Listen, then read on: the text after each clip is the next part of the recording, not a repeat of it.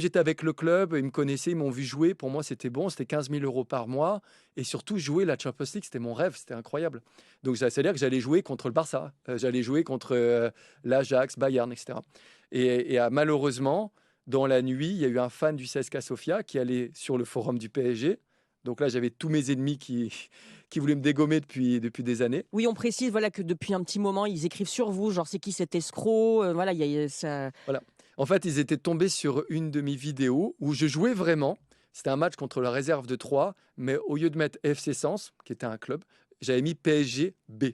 Et donc, un mec est tombé dessus. Alors là, après, ils ont tapé mon nom sur Internet, sont tombés sur mon site. Et en fait, c'était comme le Twitter de Oui, l'époque. ça... Tous les jours, ils étaient en train de discuter de moi, de ce que j'allais faire. Ils étaient en train de me suivre. Enfin, c'était un truc de fou. C'était une chasse à l'homme. Honnêtement, c'est une chasse à l'homme. Donc moi, ça m'a rajouté une grosse pression. Mais d'aller au CSKA Sofia, c'était positif sur ça. Et au moment de signer, malheureusement, tous les journaux bulgares sont tombés dans le piège des fans du forum PSG qui ont dit que j'étais un fake, que j'aimais jamais joué au foot, etc., etc. Et donc, qu'est-ce qui se passe? Là, vous prenez un taxi Bah, en et vous fait, retournez en oui, France. de force, au lieu d'aller à l'entraînement, ils me disent: «Toi, tu prends un taxi, tu Oh, rentres à Paris». c'est violent, hein. Oui, surtout que moi, en fait, comme je comprenais pas ce qui se passait, parce que je me voyais en une des journaux bulgares, mais comme c'est un alphabet que je connais pas, je me disais: soit ils me prennent pour le nouveau Beckham, donc ça, c'est top, ou soit ils m'ont démasqué, c'est un peu moins top. Et en fait, c'est la deuxième option.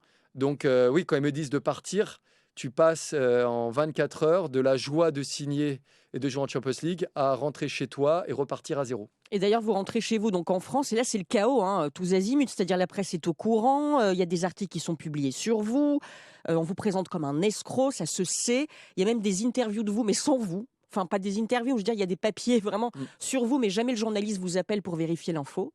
En fait, c'est 9 mois plus tard, en mars 2010, qu'un journaliste de l'Express me contacte par mail. Il me dit de le rappeler, je le rappelle, il me répond pas. Je lui renvoie un mail, il répond pas. Et en fait, là, il sort un article, vrai faux footballeur. Je sais même pas ce que ça veut dire, vrai faux footballeur. Mais en tout cas, il a tellement frappé fort que je suis arrivé numéro un des articles de l'Express. Donc, évidemment, ça a été repris partout.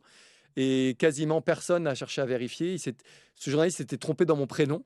Donc, pour montrer Ah le oui, vous niveau. appelez Grégory. Ouais, le niveau du journalisme, c'est un stagiaire qui faisait son premier papier, mais il a frappé fort. Ouais, Et grâce à lui, j'ai été connu dans le monde. Même le Wall Street Journal a fait 2 pages sur moi, ce qui est rarissime. C'est un journal américain extraordinaire.